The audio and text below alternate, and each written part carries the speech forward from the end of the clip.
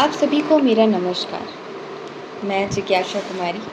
पहले तो आप सभी को छठ की ढेरों शुभकामनाएं देती हूँ और इसी शुभ घड़ी में आज इस वीडियो के माध्यम से आपसे एक और खुशखबरी साझा करती हूँ। क्या आपने सुना इस साल विज्ञान रत्न पुरस्कार से किन्हें नवाजा जा रहा है? जी, हमारे प्रोफेसर जयंत नार्लिकर जी को।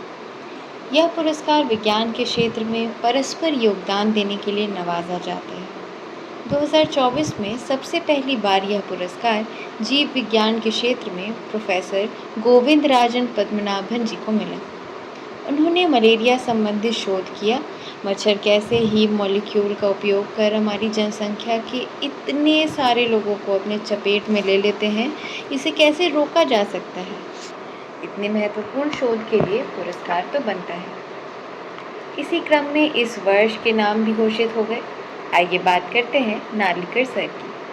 कोल्हापुर में जन्मे 19 जुलाई 1938 को पिता विष्णु वासुदेव नार्लिकर जी गणित व सैद्धांतिक भौतिकी के प्रोफेसर और माँ संस्कृत की विदुषी। BHU से BSc, फिर कैम्ब्रिज, जहाँ प्रोफेसर फ्रेड हॉयल के अंदर उन्होंने प्राप्त की अपनी PhD।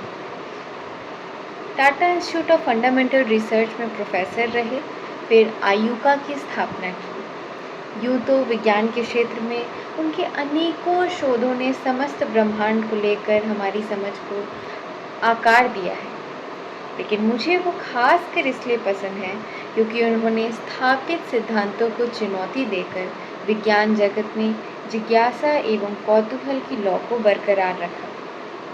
बिग बैंग थ्योरी, जो कि मूलतः यह कहती है कि एक बिंदु से ब्रह्मांड का विस्तार हुआ, एक बिंदु जिसमें विस्फोट हुआ और ब्रह्मांड का विस्तार हुआ, उन्होंने इसे चैलेंज करते हुए एक स्टेडी स्टेट थ्योरी और उसके पश्चात एक क्वासी स्टेडी स्टेट थ्योरी, इस पर गहन विमर्श किया और लोगों को सोचने के लिए कहा कि शायद बिग बैंग के अलावा ऑल्टरनेट थ्योरीज भी हो सकती हैं।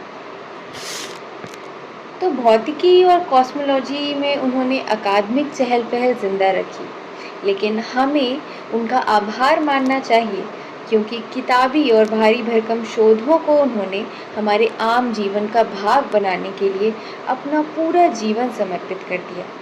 आपकी जानकारी के लिए बता दूं कि YouTube पर यदि आप खोजेंगे ब्रह्मांड द यूनिवर्स, तो दूरदर्शन की एक सीरीज़ आपको मिलेगी जिसमें विज्ञान की मूलभूत सिद्धांतों को, जो सैकड़ों सालों से हमारे ज्ञान भंडार को पोषित कर रहे हैं और जीवन से सीधे तौर पर जुड़े हैं, उन्हें सरलता से समझाने की कोशिश की है। आप नार्लिकर सर को महज वैज्ञानिक न मानिए, वह एक बेहतरीन लेखक भी थे।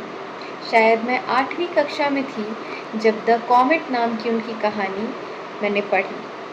साइंस फिक्शन की वह मेरे समक्ष पहली कहानी थी। यह खूबसूरत मौका है कि मैं आपसे अनुरोध करूं कि विज्ञान, जो हम सब के जीवन का महत्वपूर्ण अंग है, उसे विषय तक, किताबी या परीक्षा की अनिवार्यता तक सीमित ना रखें। नार्लिकर सर इसी वर्ष मई में उनके शोध के पसंदीदा विषय ब्रह्मांड में विलीन हो गए। उनकी पत्नी प्रोफेसर मंगला नार्लिकर जी भी उनके पूरे जीवन भर विज्ञान को बढ़ावा देती आई हैं।